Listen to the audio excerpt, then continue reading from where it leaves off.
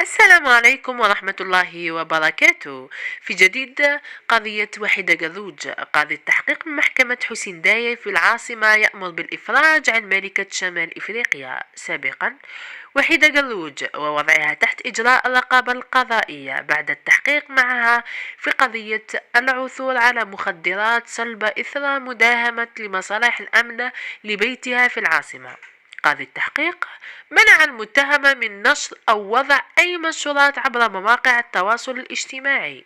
قذوج تم توقيفها ليلة حلول السنة الجديدة على إثر عملية مداهمة وتفتيش لمنزل زوجها بدراريا، حيث تم العثور على كمية من المخدرات الصلبة من نوع الكوكايين.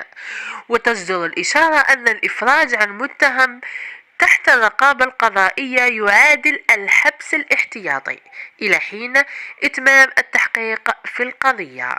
وللإشارة أن زوج المتهمة هو في حالة فرار منذ أن داهمت الشرطة القضائية منزلهم، وهذا يطرح عدة تساؤلات، فالوقت كافي لكشف الحقائق. نتمنى أيضا تشاركوني آراءكم في التعليقات حول القضية وحول قضية بالضبط الإفراج عنها. في الأخير إذا عجبكم الفيديو نتمنى ديرولي اشتراك للقناة وتفعلوا الجرس باش يوصلكم كل جديد، وشكرا.